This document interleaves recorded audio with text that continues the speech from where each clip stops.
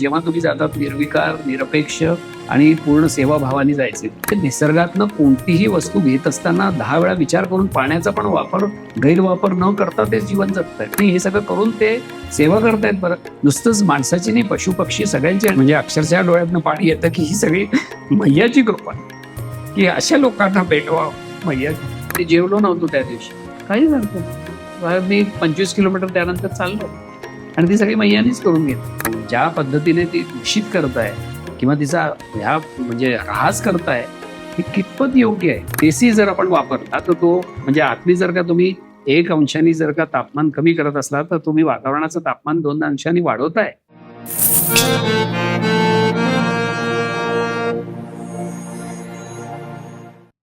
नमस्कार. गप्पा गोष्टी आणि माहितीचा खजिना लुटण्यासाठी पॉडकास्टचं डबोलं या युट्यूब चॅनलवर तुम्हा सगळ्यांचं मनापासून स्वागत आहे. या एपिसोडचा जो विषय आहे ना, तसा तो नेहमीचाच आहे, सगळ्यांच्या माहितीचा आहे, पण तरीही त्याला एक काहीतरी इंटरेस्टिंग असा ट्विस्ट आहे. काय आहे तर अध्यात्माला विज्ञानाची जोड आहे. ती कशा प्रकारे, त्यासाठीच आपण गप्पा मारणार आहोत डॉक्टर मिलिंद मुजुमदार यांच्याबरोबर. नमस्कार. नमस्कार. स्वागत. नर्मदे हर. थोडंसं आम्हाला तुमच्याबद्दल सांगा ना, म्हणजे तुम्ही मूळचे कुठले आणि तुमचं जसं मी म्हणाले की विज्ञानाची जोड आहे काहीतरी या सगळ्या गप्पांना, तर ती कशा प्रकारे? चालेल. मी डॉक्टर मिलिंद सुधाकर मुजुमदार. माझं शिक्षण जे MSc पर्यंत जे आहे ते खांडव्यात झालेलं आहे. आणि ते कशामुळे तर वडील तिथे जळगावचे होते. वडील रेल्वेत होते. 1963 पासून ते 93 पर्यंत होते. आणि आई पुण्याचीच होती, त्यामुळे पुण्याचं अट्रॅक्शन होतं. MSc नंतर MSc मॅथमॅटिक्स नंतर MPhil आणि PhD करण्याकरता, उच्च शिक्षणाकरता मी पुण्यात आलो. आणि ते करत असतानाच IITM मध्ये जॉब मिळाला. 2024 मध्ये मी रिटायर झालो आणि मग ही परिक्रमेची गोडी लागली. आपण परिक्रमेकडे जाऊया, पण त्याआधी मला तुम्हाला विचारायचंय की तुम्ही अशा अगदी पारंपरिक वेशामध्ये असता, कायम डोक्यावरती टोपी असते, याच्या मागचं काय कारण आहे? काही ठरवून असं केलंय तुम्ही? 30 जूनला मी रिटायर झालो आणि 2024ला, आणि 30 जून पासूनच वारी सुरुवात होती पुण्यात 2024ला. आणि आमचं ठरलं होतं की वारीला जायचं. त्याच दिवसापासून मी वारीला गेलो. आणि आधीपासून पण माझे आजोबा होते, म्हणजे आईचे नानाजी म्हणतात, म्हणजे आईचे वडील.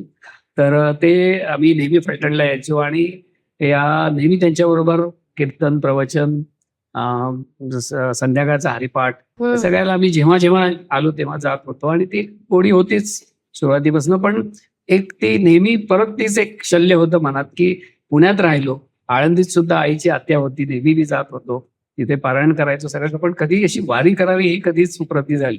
तर ती रिटायरमेंट नंतर, म्हणजे 60व्या वर्षानंतर त्या गोष्टी शक्य झाल्या. आणि हा म्हणजे ही टोपी तर आपण घालायलाच पाहिजे. महाराष्ट्रातली टोपी आहे आणि वारकरी संप्रदाय केवढा मोठा संप्रदाय आहे, त्याची महती सांगणं आता म्हणजे माझ्यासारख्या माणसाची तर काही लायकी पण नाही तेवढं सांगायचं. पण ती म्हणजे ते सगळं फॉलो करणं हे आपलं कामच आहे. मला वाटतं की सर्वसामान्य काम आहे. आणि नुसतंच ते नाही की ते जर का ही टोपी घातली तर त्याप्रमाणे वागता पण आलं पाहिजे. खरंय की तो ड्रेस घातल्यानंतर, सगळं केल्यानंतर त्या आहे तसंच म्हणजे राहायला पाहिजे. तिथे काही हिडन अजेंडा असू नये. बरोबर. आता आपण परिक्रमेकडे येऊया. तुम्ही एकूण 3 वेळा परिक्रमा केली. पहिल्यांदा तुम्ही बसने केली, नंतर तुम्ही सपत्नीक चालत परिक्रमा केली, आणि त्यानंतर 2026 जानेवारी पासून तुम्ही सायकलवरून परिक्रमा केली. तर या 3ही परिक्रमांमध्ये तुम्हाला काय वैशिष्ट्य जाणवली? पहिली जी परिक्रमा होती ती नक्कीच बसनी जी केली, तर ती वडवाचे जे कैवल्यधाम आश्रमातले अनय रेवाशीष आहेत, तर त्यांच्या मार्गदर्शनाने केली ती. आणि तिथे थोडासा अध्यात्माकडे वळण्याचा प्रयत्न केला, पण ती भौतिकच परिक्रमा जास्त ठरली. म्हणजे नक्की केलं, थोडाफार प्रयत्न केला. कारण की तिथे सांगायचं तात्पर्य आहे की म्हणजे जाताना बरोबर जवळजवळ 50 किलो सामान होतं, म्हणजे सगळे कपडे वगैरे, सगळे 2 बॅग वगैरे सगळं. आणि ती कसं होतं की सगळ्या हॉटेलमध्ये राहायचं, या सगळ्या गोष्टी होत्या. पण तिथे एक नक्कीच म्हणजे त्या पहिल्या परिक्रमात एक झालं की आपल्याला पायी परिक्रमा आता करायची. हे तर एक झालं, पण नुसतं जी हॉटेलमध्ये गेलो आपण सगळं म्हणजे एक म्हणजे जी भौतिक सुखाने जी परिक्रमा केली, तर ती पायी परिक्रमा कशी करतात हे सगळं लोक तिथे बघत होत. ती एक खूप मोठी प्रेरणा होती त्याच्यातनं की आपण हे करायचंय. मग दुसऱ्या परिक्रमेच्या वेळेस लक्ष्मीजी जे तुम्ही म्हटलात ते जोडी नेहमी गेलो होतो, तर ते म्हणजे मैयाजी म्हणतात किंवा लक्ष्मीजी, बायकोला तिथे म्हणजे धर्मपत्नीला लक्ष्मीजी म्हणतात म्हणजे तर आणि ती चार्टर्ड अकाउंटंट आहे. तर त्यामुळे आमचा टाइम पिरियड लिमिटेड होता, पण त्यावेळेस पण कारचं बॅकअप होतं. म्हणजे आम्ही पायी चालत होतो जितकं शक्य होतं आणि 3 महिन्यातच संपवायची होती, पण ती पायी केली. आणि त्याच्यातही आश्रमांचा एक सत्संग मिळाला, तो एक अनुभव मिळाला. त्याच्या आधी आम्ही सुरुवात केली होती की खाली म्हणजे खाली गादी टाकून झोपायची. म्हणजे तो एक थोडासा प्रयत्न सुरुवात केलं होतं, 2 पायावर बसायचं.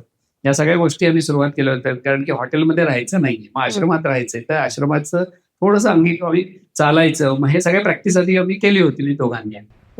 मी तर करतच होतो म्हणजे, पण लक्ष्मीजी बरोबर ते करणं एक खूप मोठी चॅलेंज होतं आणि तिचंही वजन आहे. या सगळ्या थोड्याशा म्हणजे रिस्ट्रिक्शन्स होते, सगळं होतं. आणि ते सगळं करत असताना परत तिथे एक हे झालं की आम्ही गेलो, सगळं केलं ते आहे, पण कार असताना नंतर परत भौतिक सुख बरोबर होतीच. पूर्ण आध्यात्मिक म्हणजे झालं ते बऱ्यापैकी झाली, पण ती जी म्हणजे ओढ होती की एक पूर्ण आध्यात्मिक झाली पाहिजे आणि काही ना काहीतरी त्याच्यात एक संवाद साधता आला पाहिजे. थोडंसं विज्ञान पण त्याच्यात विज्ञानाचा मेळ घालता आला पाहिजे. हे थोडंसं त्याच्यात राहिलं. प्रयत्न केला होता. तिन्ही परिक्रमेत प्रयत्न, पहिल्या पण दुसऱ्या पण केला, पण तिसऱ्या परिक्रमेच्या वेळेस केलं की एक आपण एकल परिक्रमा करायची. हा एक प्रयत्न होता आणि आश्रमातच राहायचं. आता हॉटेलमध्ये कुठेही राहायचं नाही, जे आहे ते.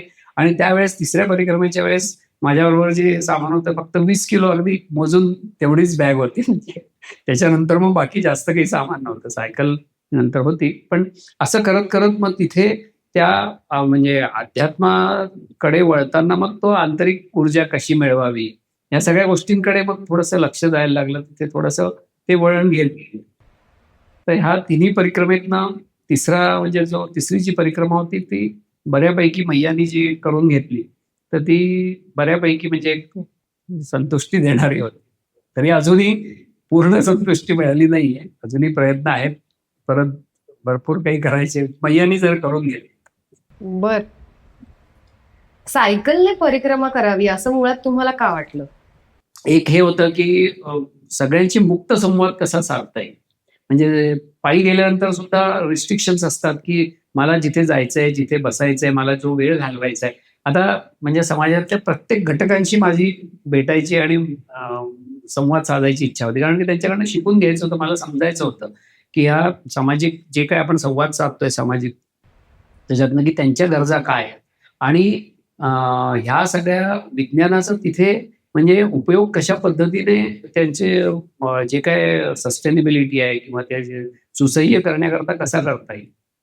तर त्याकरता जर का संवाद आपल्या म्हणजे मनसोक्त जर संवाद साधायचा असेल तर कुठेतरी इंडिपेंडन्स हवा. आणि हे करता असताना दुसरं हे पण एक होतं की गतिशीलता तर असावीच, म्हणजे सस्टेन्ड गतिशीलता जी म्हणतात ती तर असावीच, पण त्याबरोबर जेव्हा आपण म्हणजे हे ट्रान्सपोर्ट करतोय म्हणजे यात्रा करतोय किंवा जे काही आपण जातोय तर ती पर्यावरणपूरक असावं. आता पर्यावरणपूरक असेल तर काय, तर सायकलच एक पर्याय आहे. म्हणजे जर का ट्रान्सपोर्टचं जर माध्यम म्हटलं तर. आणि त्यातनं पण हे की थोडंसं जनजागृती पण व्हा की सायकल सगळेच जातात, मग थोडंसं इलेक्ट्रिकल बाईक घेऊन गेलं तर बऱ्याच लोकांनी ती वापरून बघितली, चालून बघितली. त्याच्यातनं एक समाधान मिळालं की एक न्यू टेक्नॉलॉजिकल डेव्हलपमेंट जो आहे, तर त्याच्यातनं सस्टेन्ड हे जे काय म्हणजे शाश्वत जी काय म्हणजे गतिशीलता जी आहे ती कशी साध्य करू शकतो आणि ती पर्यावरण. बरीच पूर्वतयारी करावी लागली असं. किती दिवस तुम्ही यासाठी सायकलिंग आधी प्रॅक्टिस करत होतात? खूप छान प्रश्न आहे. सायकलिंग तर मी पुण्यात आल्यापासून म्हणजे ते शाळेपासून कॉलेजपासून भरपूर सायकलिंग केलेली, पुण्यात पण केलेली आहे. पण अशी एक्सपिडिशन असं नाही. रोजची सायकलिंग माझी 20-25 किलोमीटर तर सहज सायकलिंग व्हायची पुण्यात सुद्धा. मी भरपूर म्हणजे तसं करायचो आणि अगदी रिटायरमेंट पर्यंत पण मी जात होतो ऑफिसला सायकलने. अगदी 5-10 किलोमीटर होतं, ते काही विशेष नव्हतं, पण प्रयत्न करत होतो मी. आणि त्यानंतर मी भरपूर जायचा प्रयत्न केला. पण मग ई बाईक म्हटल्यानंतर 2022 पासून माझ्याकडे ही बाईक होतीच. म्हणजे ऑफिसमध्येही मी वापरायचो सगळीकडे विदाऊट ई बाईक पण, म्हणजे सिम्पल पण बाईक वापरायचो, ही पण वापरायचो. पण त्यानंतर ह्याच्याकरता जी म्हणजे जे तयारी केली तर ती शिवाजीनगर मधले, शिवाजीनगर गावठाणातले बोडके सायकल आहेत, तर तिथले रवी गायकवाड म्हणून त्यांनी एक विशेष मला पूर्ण मदत केली की त्या सायकलला इतकं कम्पेटेबल करून दिलं त्यांनी की रोजचा जो आहे म्हणजे आता ह्या सगळं वजन ठेवून 20-25 किलो वजन ठेवून त्यानंतर 30-40 किलोमीटर रोज ते जायला पाहिजे. बरं, त्यानंतर कसं असतं, मैयाचं जे आसन आहे ते एक वेगळं असं पुढे असावं म्हणजे की ते कुठेही ठेवता येत नाही. तर ते सुद्धा त्याचं सगळी व्यवस्था त्यांनी खूप सुंदर पद्धतीने करून दिली. असं म्हणजे सपोर्ट, आणि ते सगळ्यांना सपोर्ट देतात. जे लॉंग जर्नीवर, जे लोक कन्याकुमारी ते म्हणजे अगदी काश्मीर पर्यंत जातात, त्यांना सुद्धा ते सपोर्ट देतात. आणि ओके. त्यांनी ते जीपीएस दिलं मला बसून, आणि माझी सायकल ते ट्रॅक करत होते, आणि त्यांनी 3-4 लोकांना ते ट्रॅक करायला लावलं. तर हे सगळं म्हणजे हे सगळं परत मैयाचीच कृपा की हे सगळं प्रारब्ध, चांगली लोक भेटणं.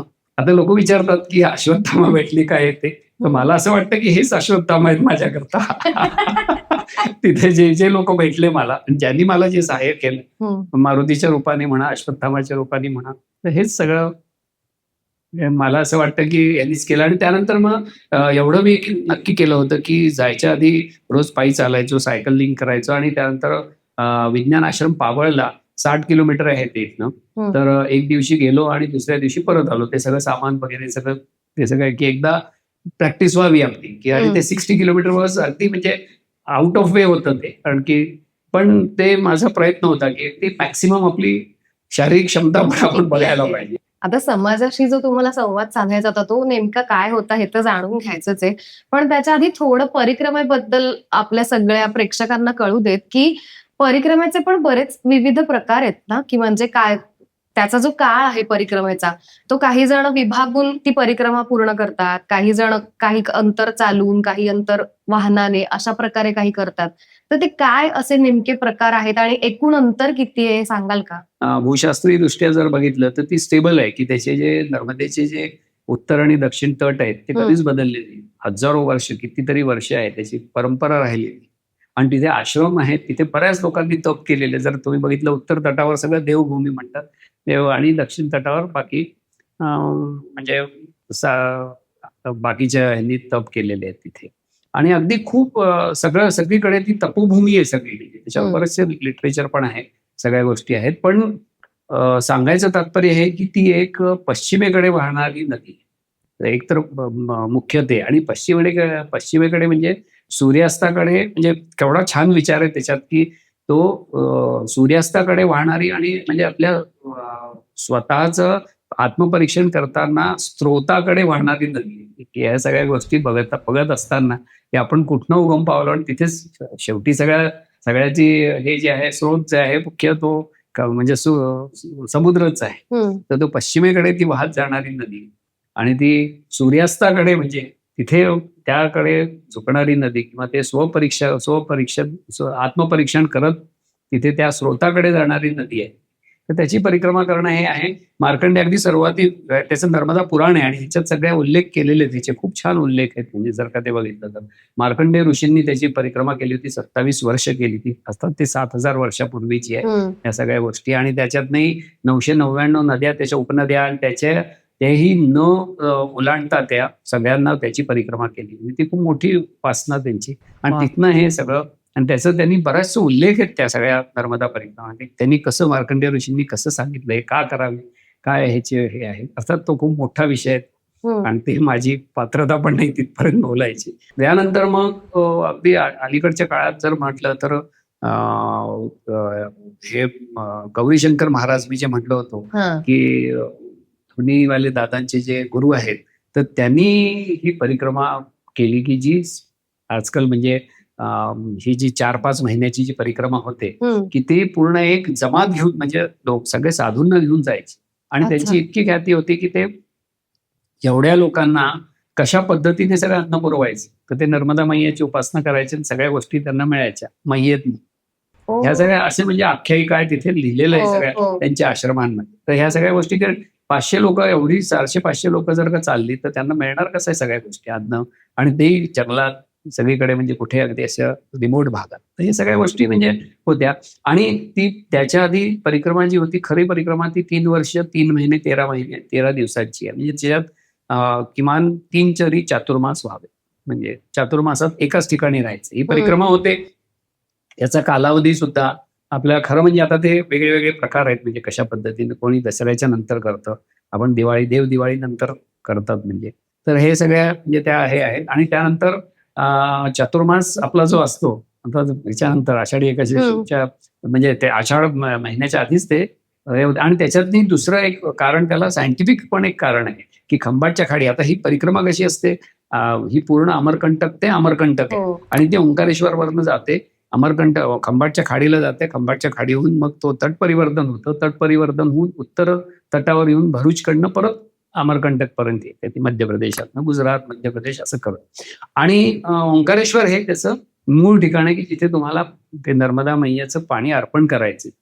पण मुख्य म्हणजे काय आहे की एप्रिल नंतर समुद्र खवळायला लागतो आणि तो जो समुद्र तट परिवर्तन आहे ते शक्य होत नाही. आता सुद्धा म्हणजे जेव्हा त्याचे अनाउन्समेंट येते की आता 28 एप्रिल नंतर बोटी बंद होणार आहे, तर त्यानंतर मग तुम्हाला एकाच ठिकाणी राहायचं. म्हणजे अर्थात लोक मग आता काय सुरत वरनं जातात मोठे, म्हणजे त्याला वेगवेगळे पर्याय शोधून काढलेले लोकांनी. पण ती खरी हे होते. आणि त्यानंतर मग तुम्हाला एकाच ठिकाणी राहायचं. आणि ते सुद्धा, आणि त्यानंतर केवढा सुंदर विचार आहे की तो पावसाळ्यात नर्मदा नदीला एवढा पूर येतात, सगळं होतं, तर कोणाला त्याचा हे होऊ नये, त्रास होऊ नये, किंवा चिखल आहे, सगळं चालणं कसं शक्य आहे, किंवा तिथनं म्हणजे जरी त्याच्या उपनद्या असल्या, सगळं असलं तरी तुम्हाला कुठे ना कुठेतरी त्या सगळ्याचा सामना करावा लागेल. तर ह्या सगळ्याचा आपल्या सगळ्या ह्याच्यात म्हणजे विचार करून ठेवले. तो चातुर्मासात एकाच ठिकाणी. चातुर्मास किती सुंदर, म्हणजे तो आता तिथे पण बघा ना, विज्ञानाचे केवढे हे आहे की मान्सूनच्याच काळात तो बरोबर ते ओव्हरलॅपिंग होतं आणि ते बरोबर त्या सगळ्या त्या गोष्टी होत जातात. तर अशा पद्धतीने त्या 3-4 प्रकार आहेत. मग परिक्रमा तुम्ही कुठेही ओंकारेश्वरवरनं उचलू शकता, कुठेही. म्हणजे आता ते उचलणं असं म्हणतात परिक्रमा, प्रारंभ करणं, तिथे संकल्प करायचा असतो आणि तो संकल्प करून आणि मग पूर्ण परिक्रमा झाल्यानंतर संकल्प पूर्ती होते. आणि मग ओंकारेश्वरमध्ये म्हणजे मानधाताची पण परिक्रमा करायची, त्या पर्वताची, ओंकार म्हणजे आकाराचा जो पर्वत आहे, तर त्याची 8 किलोमीटरची पर्वत हे करायची, तिथे जल अर्पण करायचं. असं म्हणजे ओंकारेश्वरला ते एक प्रथा आहे, म्हणजे ती सगळी. तर त्या पद्धतीने असं म्हणजे हे होत असतं. पण आता ती परिक्रमा सलग 4 महिन्यात, काही लोक म्हणजे टप्प्यानी करतात, जसं तुम्हाला हे असेल. आणि इथे खरंच आहे की परिक्रमा हा भाव आहे पण की तो. आणि परत मी तेच सांगितलं की ती काही म्हणजे सर्टिफिकेट किंवा म्हणजे कम्प्लिशन करता नाहीये. ती सगळं समर्पण आहे तुमचं पूर्ण. जसं किती आत्मसमर्पण करता तुम्ही, कसं करता, तुम्हाला जसं शक्य होईल तसं करायचं तिथे. आणि ती सगळी साधना करताय, जप तप त्याच्या करताय, तिथे कितपत आपण समर्पित होऊ शकतो. आता थोडासा ह्याचा सामाजिक आणि वैज्ञानिक जो काही दृष्टिकोन तुम्ही मनाशी ठेवून गेला होता त्याच्याबद्दल बोलूया. की तुम्हाला जे तिकडचे स्थानिक आहेत त्यांच्याशी संवाद साधायचा होता, तर तो कशाबद्दल साधायचा होता, त्यांच्याकडून काय घ्यायचं होतं, त्यांना काय द्यायचं होतं? आता त्याच्यात हेच आहे की मेन म्हणजे गोष्ट होती की संवाद साधायचे. मग संवाद कोणाशी साधायचे आणि कसे साधायचे, कोणाकडनं काय इनपुट मिळेल. तर ह्याच आहे की सामाजिक गरजा काय आहे, कशा पद्धतीने लोक एवढं आचरण करतायत. आता बऱ्याचशा गोष्टी त्याच्यात शिकण्यासारखं तर भरपूर आहे तिथे. की मध्य प्रदेशात तर तुम्ही बघितलं, पूर्ण नर्मदेच्या ह्याच्यात, की बऱ्याचशा ठिकाणी असं म्हणलं जातं की तुम्ही काहीही घेऊन जायचं नाही. अगदी म्हणजे जेव्हा तुम्ही जातात, निर्विकार, निरपेक्ष आणि पूर्ण सेवाभावाने जायचे. तिथे पैसे सुद्धा ठेवायचे नाहीये, काहीच नाहीये. नुसतं तुमचे जे अगदी जे काय किमान गरजा असतील, कपडे अगदी जे असतील ते ठेवायचे. आणि खरंच ते तर मी पण उपभोगलेलं आहे की ह्या सगळ्या गोष्टी म्हणजे काही न नेताना जेवण खाण्यापासून राहण्या करण्याची सगळ्याची सोय. तर एवढी सेवा कसे करतात लोक, कोणचा असा सेवाभाव आहे की तो सगळे लोक ते करू शकतात. तर ते एक शोधायचं होतं मला की आणि हे वर्षानुवर्ष चाललेलं. बरं, त्यांची म्हणजे सगळ्यात म्हणजे असं नाही की खूप सगळेच अगदी खूप म्हणजे साधन संपन्न आहे. ज्या असतील अगदी म्हणजे आता साधं मी हे बघितलं की साधे शेतकरी होते, तर त्या शेतकऱ्यांशी संवाद साधताना त्यांचं निसर्गाच्या प्रती केवढं प्रेम आहे. आणि आपण राहतो, सगळं करतो, वाचतो, सगळं आहे, पण तिथे ते प्रत्यक्षात ते अनुभवतायत आणि ते आचरण करतायत. तसं साधी जीवनशैली आहे त्यांची. कशामुळे ह्या सगळ्या गोष्टी, आणि त्यानं स्वयंशिस्त. म्हणजे निसर्गातनं कोणतीही वस्तू घेत असताना 10 वेळा विचार करून पाण्याचा पण गैरवापर न करता ते जीवन जगतायत. आपल्याकडे आपल्याला तो म्हणजे सवयच नाही, इतकं भरपूर पाणी येतं ते. म्हणजे शेती करणारा माणूस हा विचार त्याच्याकडे कसा येतो? पशु पक्षींशी, झाडांशी, मातीशी, सगळ्याशी एकत्र हवं. त्या म्हणजे पडवाचे हे शेतकरी होते, ते म्हणले आम्ही शेतात फक्त 2च पीक घेतो. तिसरं पीकाच्या वेळेस माती आईला आम्ही ते सगळं पोषक कशी होईल त्याच्याकरता ते पूर्ण सोडतो. ओके. हा विचार कुठनं आला आणि हा एवढा असा विचार येणं म्हणजे किती मोठी गोष्ट. आणि हे सगळं करून ते सेवा करतायत. बरं, नुसतंच माणसाची नाही, पशु पक्षी सगळ्यांची. आणि ते वेटरनरी डॉक्टर सारखा तो अशिक्षित शेतकरी माणूस काम करतो. हे कसं काय, म्हणजे कसं शक्य होतं? हे सगळे मैयाचीच कृपा. आणि याच्यातनं माणूस अशा पद्धतीने जगू शकतो. मग ती जीवनशैली, साधी जीवनशैली ठेवून कसा माणूस जगू शकतो म्हणजे असं. आणि सेवा करतोय परत. त्यांनी मला सायकलवरनं एक माणसाला पाठवून त्यांनी मला बोलून घेतलं आणि भोजन प्रसादी करता बोलवलं त्यांनी, की महाराज जी आप आइये. अरे हा, आणि तो इतका सुंदर संवाद झाला. आणि हे परत तेच आहे, प्रारब्ध आहे. मला म्हणजे अक्षरशः डोळ्यातनं पाणी येतं की ही सगळी मैयाची कृपा, की अशा लोकांना भेटवा मैया, की किती शिकता येईल त्याच्याकडे. मी तर म्हणजे माझं काहीच नाही, मी जग फिरलेलो आहे, पण कुठे मी त्याच्यासमोर बसू पण शकत. की आज त्यांनी जे काय दाखवलं तिथे, जे काय सांगितलं की आणि ते म्हणजे सिंचन करताना, पेरणी करताना, सगळ्या गोष्टी करताना कशा पद्धतीने प्रत्येक गोष्टीत निसर्गाचा तो तिथे म्हणजे आदर हा आदर केला. हे कसं शक्य आहे म्हणजे ह्या सगळ्या गोष्टी? कोणतंही झाडाला हात लावताना, फांदी तोडताना, फुलं तोडताना, पानं तोडताना सगळीकडे तो विचार आहे. दुसरं असंच हे बघितलं की पूर्ण अगदी रिमोटमध्ये अगदी आदिवासी भाग होता, अगदी कुठेच काही हे नाही. तिथे त्यानंतर महाराजची आई आहे, भोजन कीजी. मी म्हटलं, मला म्हणजे थोडंसं हे वाटलं की आता कसं हे, म्हणजे यांच्याकडे इथे काही वस्तू येणार नाही, इतके इंटिरियरमध्ये सगळ्या गोष्टी तिथे. आणि ह्यांना म्हणजे अशी पुन्हा साधन संपन्नता नाहीये तिथे. अगदी तुम्ही विचार करा, म्हणजे तिथे निर्मनुष्यपूर्ण. आणि तिथे जाणार कसं आणि हे करणार कसं. आणि जेव्हा आणि भातच होता, साधंच होतं जे काय होतं ते, पण इतक्या आनंदाने वाढला तो. आणि त्यानंतर मी म्हटलं की आता तो मैया आपके पास कल गेली, कल मैया देगी म्हणे, कल आप तो भोजन कीजिए, आप पाहिजे. मला थोडंसं वाटतं ना की तुमच्याकडे मी आल्यानंतर म्हणजे तुम्ही मला देताय हे ठीक आहे, पण त्यानंतर उद्याची परवाची काय तुमची व्यवस्था असेल. म्हणजे लोक माझ्यासारखे भरपूर येतील आणि मला इतकं पण खतखतलं की मी काहीतरी घेऊन द्यायला हवं. म्हणले मग चिंता मत करो महाराजजी, सब मैया आती दे जाती. हे कसं शक्य आहे या सगळ्या गोष्टी म्हणजे. आणि हे प्रत्यक्ष आहे बरं का, म्हणजे याच्यातनं कुठलंही काही म्हणजे वावगं नाही. तर हे सगळं बघत असताना तोच एक सेवाभाव, आणि ते सेवाभाव करत असताना इदन्न मग परत त्याच्यात तो भाव म्हणजे इथे करत असताना, म्हणजे मला तर नक्कीच वाटतं की प्रत्येक गोष्ट करताना डील असते इथे, तर गिव्ह अँड टेकची ही जीवनशैली झालेली. तिसरा भाग होता परत सिवनी मालवाच्या तिथे जेव्हा मी त्या शेतकऱ्यांशी बोललो. सॉइल हायड्रोलॉजी आमचा विषय हा, खूप अप्लिकेशन केलं आम्ही, सगळं PhD प्रोड्यूस केले, सगळं झालं. पण तो जो अप्लिकेशन केला त्यांनी त्या पूर्ण शेतामध्ये, अगदी म्हणजे पार त्या पेरणीपासून कापणीपर्यंत प्रत्येक गोष्टीत, की सॉइल मॉइश्चरचा, सॉइल टेम्परेचरचा, सॉइलचा, त्याच्या कॅरेक्टरिस्टिक्सचा, त्याच्या म्हणजे जे काय त्याच्यात न्यूट्रिएंट्स आहेत त्याच्याबद्दल काय विचार आहे तो. आणि तो सगळे जगलेत ते त्याच्यात. कशा पद्धतीने ह्या सगळ्या गोष्टी येतात आणि कोणी शिकवलंय त्यांना ते, त्याच्यातनं हे सगळे परत मैयाची स्वरूप. आणि सगळं नर्मदेच्याच पूर्ण मैयाच्या म्हणजे किनारी आहे बरं काय सगळं. आता तुम्ही जे म्हणताय की तुमचं जे ज्ञान आहे हवामान आणि वातावरण ह्या सगळ्या विषयातलं, तर पर्जन्यमान नोंद करणं असेल किंवा तापमान नोंद करणं असेल, तर हे तिकडच्या काही स्थानिक लोकांना सुद्धा तुम्ही शिकवलं की त्या नोंदी कशा घेता येतील आणि त्यांच्या दैनंदिन वापरामध्ये त्या कशा त्यांना मदत करू शकतील. तर त्याच्यासाठी नेमकं काय केलं ते सांगाल का?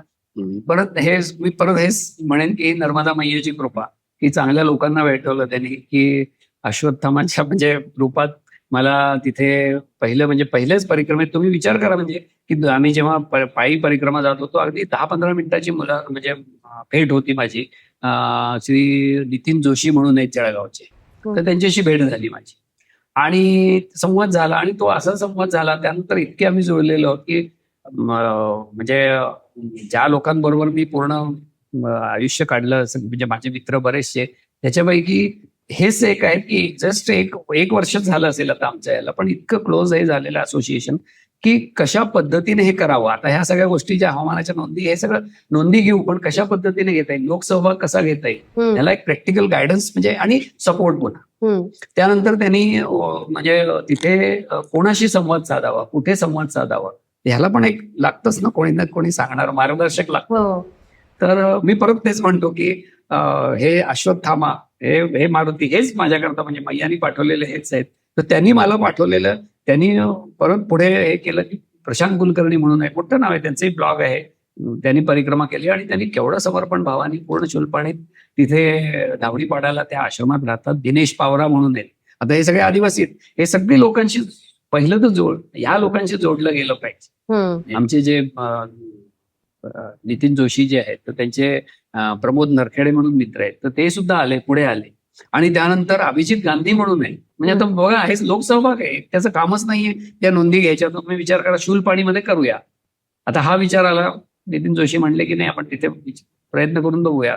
प्रशांत कुलकर्णी तिथे करतायत एवढं काम छान, त्यांच्याशी बोलूया आपण. मग त्याला पैसा कसा आणायचा, मग तिथे जायचं कसं, ह्या सगळ्याचं नियोजन करायचं. मग ह्या नितीन जोशींनी स्वतः कार घेऊन, माझ्याबरोबर स्वतःची कार घेऊन 600 किलोमीटर तिथे ड्राईव्ह करत त्या सगळीकडे जाऊन, आणि मग प्रशांत कुलकर्णींनी तर पूर्ण म्हणजे तिथे, आणि तिथे कोणाला द्यायचं, कसं करायचं, हा सगळा दिनेश पावराचे, ती सगळी पावरा कम्युनिटी आहे ना सगळी, म्हणजे सगळे लोक आहेत. तर त्यांनी कुठे द्यायचं आणि कोणाकडनं कशा पद्धतीने ते ऑब्झर्वेशन घ्यायचे. बरं, ह्या लोकांकडनं डिजिटल डेटा तसा येणार नाही, मग कशा पद्धतीने, हे केवढं नियोजन आहे. आणि अभिजित गांधी ते रोज सगळा डेटा घेतात आणि ते अपलोड करतात, शेअर करतात. त्यानंतर हे सगळे 10 लोकांना द्यायचं ठरतात. मग त्याच्याकरता पैसा, मग हे जे प्रशांत कुलकर्णी आहेत, तर त्यांनी तो पैसा उभा केला. त्यानंतर आणि त्यानंतर दिनेश पावरा, त्यांनी पण पूर्ण त्याच्यात सहभाग घेतला. ह्या सगळ्या गोष्टींमध्ये प्लॅनिंग केलं. आम्ही गेलो तिथे मे महिन्यामध्ये, अगदी 1 मेची म्हणजे बुद्ध पौर्णिमेचंच हे होतं, आणि पूर्ण जंगलात रात्रभर फिरलो आम्ही, कारण की दिवसा खूप अवघड होतं, म्हणजे खूप म्हणजे तापमान अवघड होतं. आणि प्रशांत कुलकर्णी स्वतः मोठी गाडी घेऊन, ते सगळे यंत्र ठेवून सगळ्यांकडे जाऊन ते सगळं रात्रभर आम्ही फिरत होतो. आणि मग तिथे जंगल दर्शन तर काय विचारूच नका, म्हणजे ते सगळं ते पण झालं. म्हणजे ही मैयाची कृपा बघा कसं करून घेते, कधीच ध्यानीमनी नव्हतं. आणि इतकी भीती वाटत होती की इतकी आपण पुन्हा चाललेलो आहोत, त्रास व्हायला नको, म्हणजे त्रास म्हणजे माझ्यामुळे दुसऱ्याला त्रास व्हायला नको, किंवा आजारी पडलो तर काम बंद पडेल आणि परत यावं लागेल. पण सगळं व्यवस्थित झालं. आणि ह्या लोकांना दिल्यानंतर तो डाटा कसा घ्यायचा, तर त्याचे फोटो द्या. फक्त ते काय करतात, रोज फोटो देतात. तुम्हाला दाखवलं मी ते की फोटो फक्त द्यायचे. आता रेनफॉल किती झालाय, तर तो जार मध्ये घेऊन त्या जारचा फोटो पाठवला, त्याच्यावर किती रिडिंग येतंय, तर त्या रिडिंग तुम्ही नोट करून घ्या. टेम्परेचर, ह्युमिडिटी डिस्प्ले आहे, तर त्याचा तो फोटो पाठवला की तुम्ही त्याच्यात maximum minimum temperature, maximum minimum humidity किती आहे त्याचं. आता त्याच्यात अॅक्युरेसी हे ते सगळ्या बऱ्याच भाकडी आहेत, पण मी त्याच्यात जात नाही. म्हणजे खूप जास्त डिटेल सायन्समध्ये जाण्यात अर्थ नाही, की तिथे पहिलं व्हेरिएशन बघणं. मला नेहमी हे म्हणायचं असतं की व्हेरिएशन बघणं हे महत्वाचं आहे, की तिथे तसं जर बघितलं तर. आणि हे लोक करतायत, आता देत आहेत. अर्थात त्यांच्या मागे लावावं लागतं, त्यांची लिमिटेशन आहेत. तिथे पॉवर नसते, त्यानंतर रेंज नसते, मग कधीतरी चार्ज म्हणजे रिचार्जिंग करता येत नाही, त्यांना चार्जच संपून जातो. अर्थात म्हणजे बऱ्याच गोष्टी आहेत तिथे की. आणि सगळा तो जंगल भाग आहे, ते सगळं पूर्ण म्हणजे तिथे सगळ्यात पॉईंट काय वाटतं, तिथे मातीची धूप होती. की मातीची धूप कशी कारण की सगळे बोडके झालेत जंगलात, सगळं म्हणजे ते तिथलं जे काय झाडं तोडून हे करून, तर तेच आहे ह्या सगळ्या गोष्टींचा, की पर्यावरणपूरक ह्या सगळ्या गोष्टी कशा हव्या आणि त्याला नोंदी हव्या. त्यानंतर हे प्रशांत आणि बरेच लोक काम करतात. हे आमचं तर अगदी छोटं काम आहे. प्रशांत कुलकर्णी तिथे केवढं मोठं, म्हणजे परत सगळं ते जंगल उभं करायचं, सगळं करायचं, हा प्रयत्न चालू आहे त्यांचा.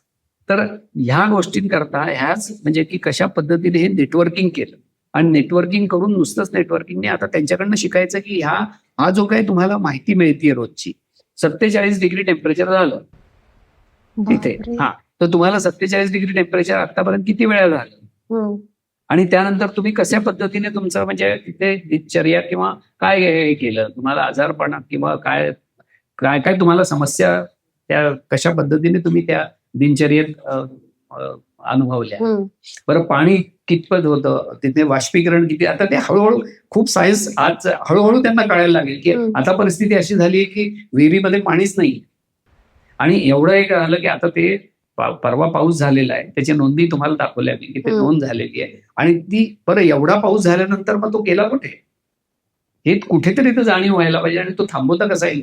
प्रशांत कुलकर्णींनी तर भरपूर तिथे केलेलं आहे की पाणी कसं कशा पद्धतीने जिरवायचं, काय करायचं ते त्यांनी बऱ्याचशा लोकांना बोलून करून सगळ्या गोष्टी करतायत. पण प्रत्येकाला ती जाणीव व्हायला पाहिजे आणि कशा पद्धतीने त्या गोष्टी करता येतील. की आपल्याकडे आहे एवढा पाऊस पडलाय पण तो वाहून गेला आणि नुसताच होऊन गेला नाही, त्याच्याने जमिनीची धूप होती. हो. परत ती एक गोष्ट आहे की एक वाहून जाणं ती गोष्ट वेगळी, म्हणजे बरेचसे रिपल्केशन आहेत त्याचे, तर ते कशा पद्धतीने थांबवता येईल. तर ही जी तुमची तिसरी परिक्रमा होती सायकल वरून आणि एकटेच होतात तुम्ही त्यावेळेला, तर काय तुमचं दिवसभराचं वेळापत्रक, दिनचर्या काय होती? दिनचर्या हो अगदी, म्हणजे तिथे दिनचर्या अशी की सकाळपासून जर उठलं, सकाळ उठल्यानंतर पहिलं म्हणजे प्रातःविधी जे काय असेल तिथे ते आहेच. स्नान, संध्या, ध्यान आणि पूजा, सगळं म्हणजे ईश्वर पूजा तर आहेच आहे. पण मेन गोष्ट अशी होती की ती म्हणजे ईश्वर भक्ती आणि राष्ट्रभक्ती ह्याचा चांगला संगम व्हावा. त्यामुळे हेच आहे की रोज सकाळची पूजा झाल्यानंतर मग वंदे मातरम आणि राष्ट्रगीत आणि हे तुम्ही म्हणायचं. गेले अनेक वर्ष म्हणताय. ते आहेच, म्हणजे कुठेही असलं तरी ते राष्ट्रप्रथम हे नुसतं म्हणायचं आणि करून दाखव. आणि कमीत कमी त्या सगळ्या सैनिकांना जे काही रक्षण करतायत किंवा जे ज्यांच्यामुळे आज आपण इतकी सुख सगळी सुख उपभोगतोय, तर त्यांच्याकरता एक कमीत कमी एवढी वंदना करणं, एवढं तरी मला वाटतं, किमान वंदना करणं तेवढं तरी आद्य कर्तव्य आहे. म्हणजे असं मला तरी वाटतं की ते, आणि ती परत मैया करून घेते. तेच आहे की या सगळ्या बुद्धी देते ती आणि ती करून घेते म्हणजे या सगळ्या गोष्टी. तर हे सगळं करून आणि मग थोडंसं दुसरा पक्ष असा आहे की थोडंसं वॉर्मअप, स्ट्रेचिंग हे सगळं करून, म्हणजे सायकल करायची, स्पाईक करायचंय, थोडं तिथे एक तेच आहे, थोडं योगा, थोडंसं तरी ते एक म्हणजे गेलं पाहिजे. म्हणजे मला असं वाटतं म्हणजे की पायी चालणं हे आहे, परिक्रमा आहेच आणि त्याच्यातही भरपूर काही करावं लागतं. कारण की कपडे धुणं या सगळ्या गोष्टी येतातच. आपलं भांडी धुणं हे स्वतःच म्हणजे विशेष असं काही नाही. पण तेवढं ते पण एक्सरसाइज होते. पण ते स्ट्रेचिंग सकाळी थोडंसं वॉर्मअप आणि ते झाल्यानंतर मग सायकलने निघायचं की 35-40 किलोमीटर तर शक्य, म्हणजे वन रन. आणि त्याच्यातही बऱ्याचशा म्हणजे होतं की कोणी चहा देतं, कोणी तिथे बालभोग म्हणतात ते देतं आणि त्यानंतर भोजन प्रसादी असते. तर ती अन्नपूर्णा माताची कृपाच असते तिथे. सगळी अन्नपूर्णा माता अशी खरंच असं वाटतं की ती उभीच आहे आणि सगळीकडे तिथेच गेली ती सगळ्या गोष्टी. की कधी कधी इतकं होतं, लोक इतके देतात आणि तिथे कसं होतं, एक बिस्किटाचा पुडा सुद्धा जास्त ठेवणं अवघड होतं. ऑलरेडी 25 किलोमीटर 20 किलो सामान आहे सायकल चालवायची आणि त्यानंतर आता काही देऊ नका बाबा. आणि खूप झालेलं आहे आता. इव्हन पाण्याची बाटली एक भरपूर होते, म्हणजे त्याच्या व्यतिरिक्त अजून काहीच नको. छाछ लीजिए बाबाची, ताक घ्या, काही कोणी दूध देतं, कोणी हे चहा देतं, हे जितकं आहे ते भरपूर, म्हणजे ह्या सगळ्या गोष्टी. आणि हे सगळं करत करत भोजन प्रसादीपर्यंत जाऊन मग तिथे थोडंसं, आता माझी सायकल म्हणजे बॅटरीची सायकल असल्यामुळे मला 1-2 तासाचा ब्रेक घ्यावा लागायचा की ती रिचार्ज करायची. आणि कारण परत 30-1 किलोमीटर तरी पुढे जर जाता आलं तर आनंदच आहे. म्हणजे त्याप्रमाणे म्हणजे तो नियोजन असायचं. आश्रमांमध्ये बऱ्याच ठिकाणी म्हणजे चार्जिंगची फॅसिलिटी मिळाली, काही ठिकाणी नसेल, मग ते तसंच जायचं. मग याची कृपा ती. आणि मग भोजन प्रसादी झाल्यानंतर दुपारी म्हणजे 1-2 तास हे झाल्यानंतर पुढे जायचं. पुढे जिथे आश्रम असेल, पुढचा आश्रम सगळे, आणि इतकं सुंदर असतं तिथे की प्रत्येक ठिकाणी जो भेटेल तो माणूस नर्मदे हर म्हणतो. आणि त्या नर्मदे हर नुसत्या त्या उच्चारणातनच एवढी ऊर्जा मिळते, आंतरिक ऊर्जा मिळते. सगळं म्हणजे पूर्णपणे आतनं असं हे होतं की पोटात अन्न नसलं सुद्धा तरीही, म्हणजे कधी कधी होतं असं की नाही मिळत, काही हरकत नाही, पण इतकी ऊर्जा मिळते त्यांनी की सगळं तुम्ही म्हणजे सगळं विश्वच विसरून जातो की आपण कुठे आहोत. आणि एवढी ऊर्जा. आणि लहान 2 वर्षाचा मुलगा नर्मदे हर ज्या पद्धतीने म्हणतो. बरं, दुसरी गोष्ट ही की कुठेही तुम्ही जर का कुठे म्हणजे मेन रस्ता सोडून किंवा मेन ट्रॅक सोडून जर जात असाल तर लोक बोलून सांगतात की तुम्ही चुकीच्या ठिकाणी चाललात, आता तुम्ही ह्या इकडे. कोण सांगणार? आणि सगळ्यांचं लक्ष असतं पुन्हा. ही पुन्हा तेच मैयाचीच कृपा की ती सगळं पूर्ण मॉनिटर करत असते. ती असं म्हणतात ते की म्हणजे ते रात्रीची पण तीच बघते सगळ्यांना, सगळे झोपलेले आहेत आणि सकाळी उठवायला पण येते रोज. असं एक भाव आहे लोकांचा. तर ते आणि सगळे 24 तास तिचं लक्ष असतं. ती आईच आहे, म्हणजे ती त्याच्यासारखं ती पूर्ण सगळं सांभाळच करते ती, नाही तर हे शक्यच होणार नाही. तुम्ही विचार करा ना, कुठेही असं झालं नाही. एवढ्या 3,000 किलोमीटर म्हणजे पूर्ण आहे होती, 2,000 किलोमीटर सायकलनी गेली, 1,000 किलोमीटर माझं बसवर म्हणजे सायकल टाकून झाली. पण असं कुठे झालं नाही की मी 5-10 किलोमीटर कुठेतरी आय गॉट लॉस्ट. कुठेच झालं नाही. ते व्यवस्थित सगळीकडे टप्पे ठरत गेले. कुठे जर का कन्फ्युजन झालं, जोरात तिथे त्यांनी सांगितलेलंच आहे की नर्मदे हर आवाज करा, कोणी ना कोणीतरी तुम्हाला येऊन बरोबर मार्ग दाखवे. आणि होत असते अगदी. असं हे सगळं करत करत संध्याकाळी, आणि एवढं हे मात्र आहे की संध्याकाळी अंधाराच्या आत आपला आश्रम गाठायचा, एवढं मात्र एक तो नियम पाळला. म्हणजे खरं तर आपल्याकडे मुळातच नदी ही अतिशय पवित्र मानली जाते, कारण आपल्याकडच्या प्रत्येक संस्कृती त्या सुद्धा नदीच्या काठावरच जन्माला आलेल्या आहेत. मग एवढ्या सगळ्या विविध नद्या आहेत, म्हणजे गंगा आहे, यमुना आहे, प्रत्येकीची काही ना काहीतरी कथा आहे. मग नर्मदेचं काय असं वैशिष्ट्य आहे, म्हणजे आध्यात्मिक दृष्टीने म्हणते मी? आध्यात्मिक दृष्टीने तर खूप म्हणून नर्मदा पुराणच आहे. त्याच्यावर जर का तुम्ही बघितलं, म्हणजे सत्यनारायणच्या म्हणजे ती पूजा, हे पण पूर्ण त्या कथा जी आहे ती नर्मदा पुराणाचा शेवटचा रेवाखंड आहे, त्याच्यातनंच आहे ती. आणि त्याच्यात सगळं त्या गोष्टी दिलेल्या आहेत. आणि तिथे जर बघितलं तर उपासना आधी पण केलेली आहेत आणि अजूनही करतायत सगळे लोक. तिथे केलेली उपासना वेगळ्या पद्धतीने फलद्रूप होते. आणि हे सगळं अनुभवाच्या गोष्टी आहेत. परत तुम्हाला स्वतःला 3 वेळा परिक्रमा झाल्यानंतर काय अनुभव आला, किंवा स्वतःमध्ये काय बदल घडलेत असं वाटतंय? हा, स्वतःमध्ये आता तसं म्हटलं तर खूप म्हणजे ह्या गोष्टी आहेत की पेशन्स जो आहे, की स्वतःची क्षमता, म्हणजे सगळ्याच बाबतीत ज्या क्षमता आहेत, त्यानंतर कशा पद्धतीने विचार करायचा, विचाराची प्रगल्भता, म्हणजे जी स्पष्टता, ह्या सगळ्या ज्या गोष्टी आहेत त्या हळूहळू सुधरत गेल्या, म्हणजे की त्या समजत गेल्या. आधी हे व्हायचंय की हे पण करीन ते पण करीन, तर ह्याच्यातनं हे पण कळलं की काय करायचं आणि काय नाही करायचं, आपल्या कुवतीमध्ये काय, आपण काय करू शकतो, ह्या सगळ्या गोष्टीला. आणि ह्याला वेळ लागतोच ना, म्हणजे तुम्ही म्हटलं तसं बरोबर आहे की पहिली परिक्रमा, दुसरी परिक्रमा, तिसरी परिक्रमा, त्याच्यातनं हा सगळा हळूहळू बदल होत गेला. आणि सगळ्यात मेन म्हणजे पेशन्स. म्हणजे भरूचला गेल्यानंतर सायकलमध्ये काही प्रॉब्लेम आला, तर जवळजवळ म्हणजे 10 वाजल्यापासून 2 वाजल्यापर्यंत नुसतं फिरत होतो. आणि ते माझी पण चूक म्हणा किंवा माझीच चूक म्हणायला पाहिजे की मला योग्य मार्गदर्शन मला घेता आलं नाही लोकांना. आणि मग ती नंतर रिपेअर केली. पण काही हरकत नाही, जेवलो नव्हतो त्या दिवशी, काहीच हरकत नाही. मी 25 किलोमीटर त्यानंतर चाललो आणि ती सगळी मैयानीच करून घेतली. तर हे सगळं हेच बदल घडले ना, नाहीतर असतं तर मी किती चिडचिड केली असती जर का पुण्यात असतो तर. अरे माझे इतकी लोक आहेत, सगळे आहेत, आणि मला एक सायकलचं सगळं साधं दुकान कोणी सांगत नाही. आणि ते कोणी सांगितलं, साध्या पंचरवाल्यांनी मला तिथे म्हणजे मार्गदर्शन केलं, कसे जा, कुठे जा आणि काय माहिती. आणि त्यांनी चहा पाजला, पाणी पाजलं, सगळं केलं आणि त्यानंतर मला सोडलं.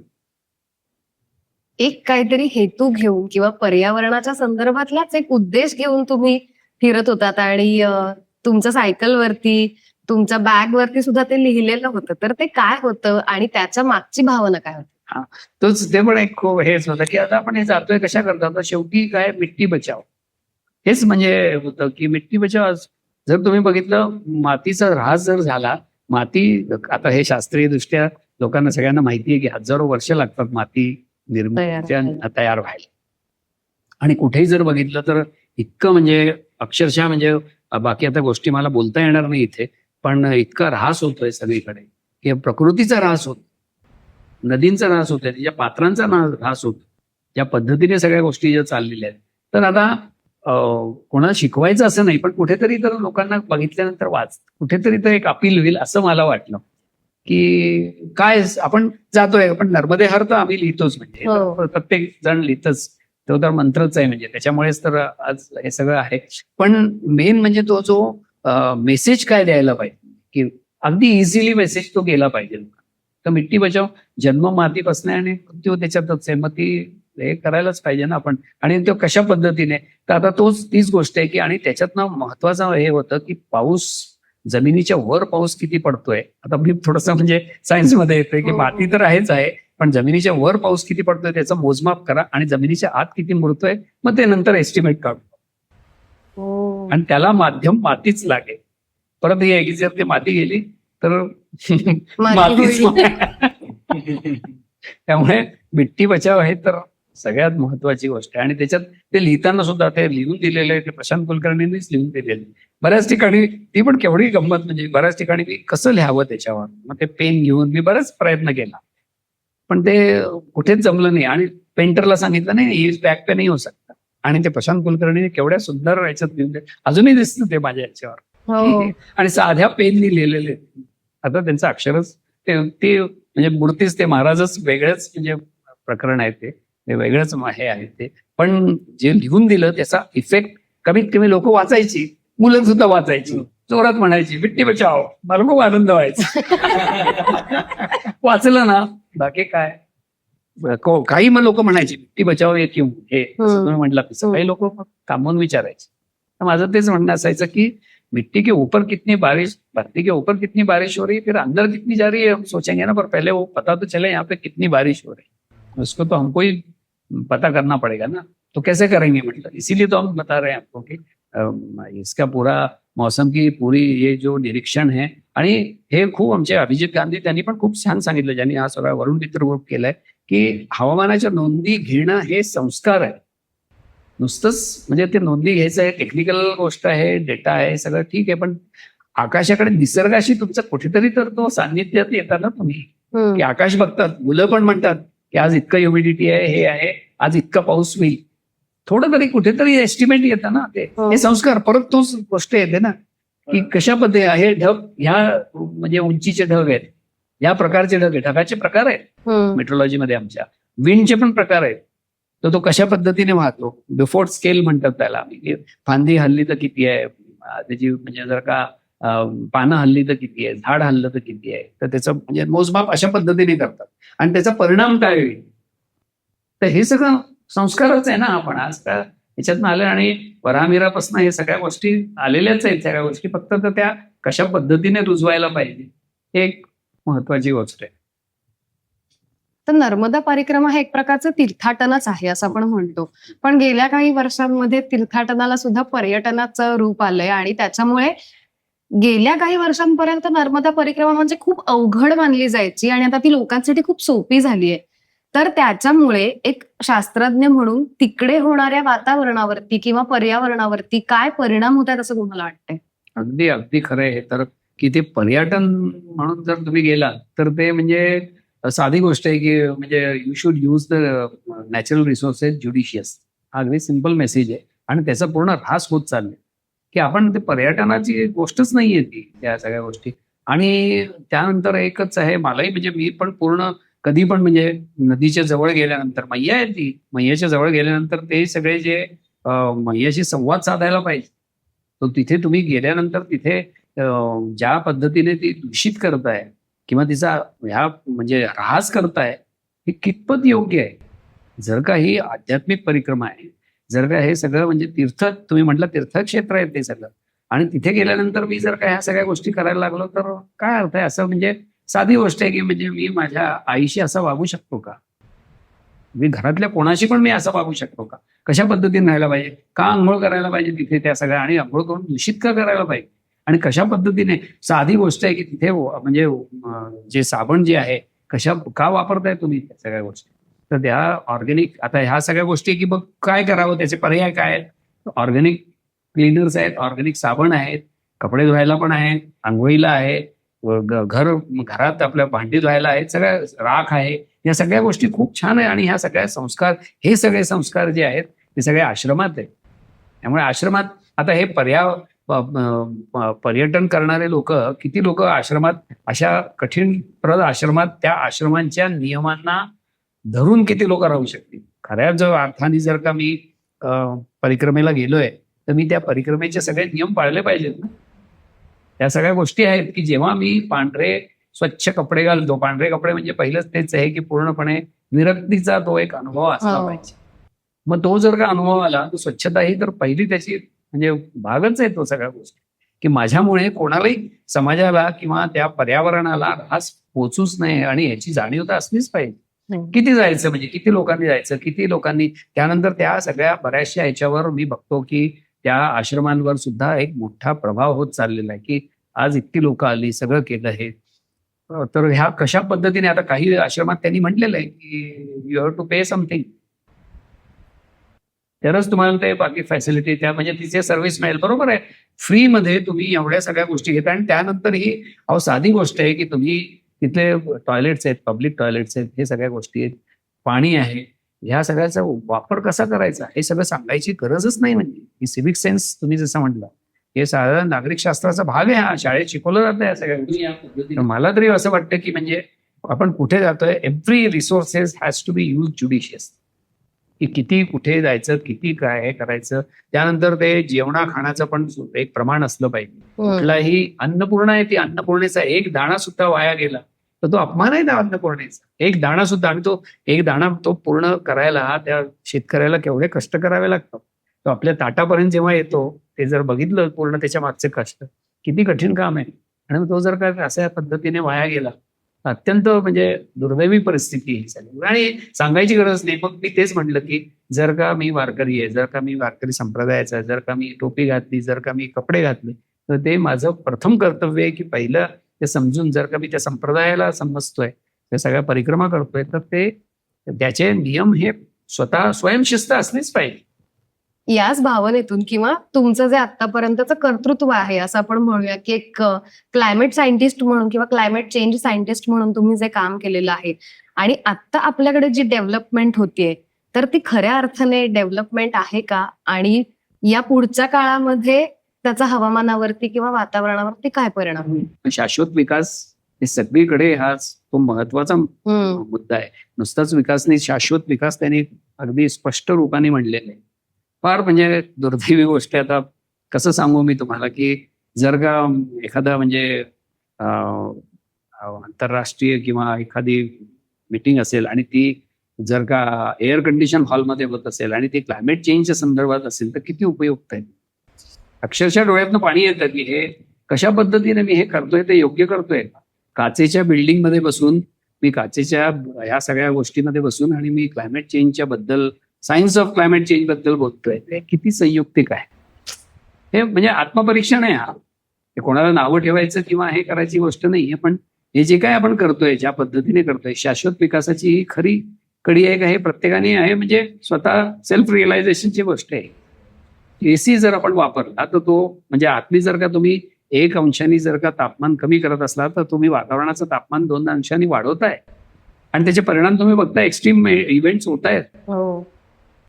आता म्हणजे त्याच्यावर आता वाद घालणं, विवाद करणं ती सगळी गोष्ट वेगळी आहे.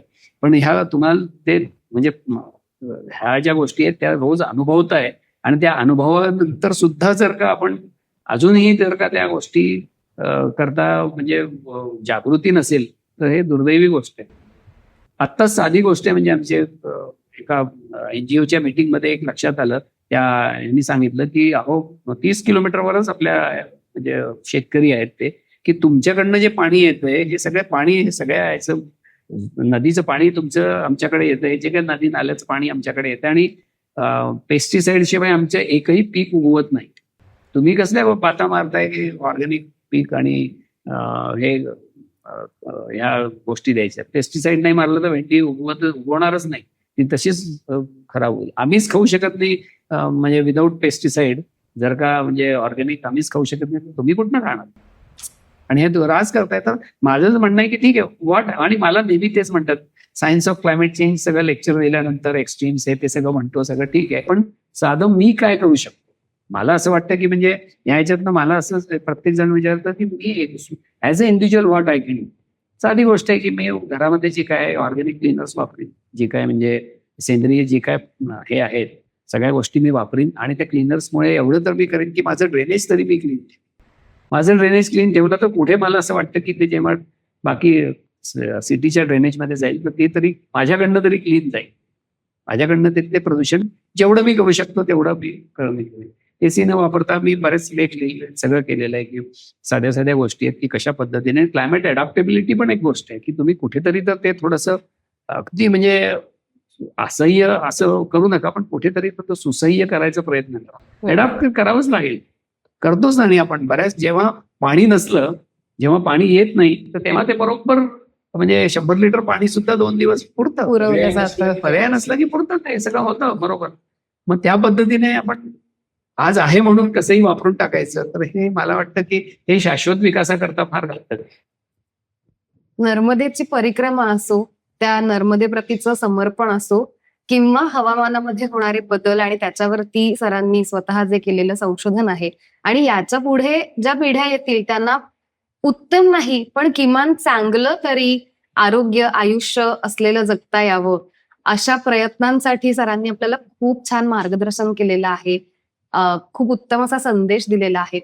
मनापासून धन्यवाद की पॉडकास्ट डबोलच्या माध्यमातून तुम्ही या सगळ्या प्रेक्षकांपर्यंत पोहोचलात आणि आध्यात्मिक आणि वैज्ञानिक अशा दोन्ही विचारांची सांगड घालत आमच्या प्रेक्षकांशी संवाद साधलात. नर्मदे हर. नर्मदे हर. तुम्हाला कसा वाटला हा एपिसोड? म्हणजे तुम्हाला प्रेरणा नक्की कशासाठी मिळाली? नर्मदा परिक्रमा करण्यासाठी की आपल्या वातावरणामधले जे होणारे बदल आहेत, हवामानामधले जे होणारे बदल आहेत, ते आपण आपल्या किमान इंडिव्हिज्युअल लेवलवरती कमी कसे करू शकतो किंवा बॅलन्स कसे करू शकतो? नक्की कशाबद्दलची प्रेरणा मिळाली? कमेंट बॉक्समध्ये नक्की लिहून पाठवा. आणि एपिसोड आवडलाय ना? चॅनलला सबस्क्राईब केलंय? अजूनही नाही केलं? मग लगेच करा आणि अर्थातच हा व्हिडिओ अधिकाधिक लोकांपर्यंत शेअर करा.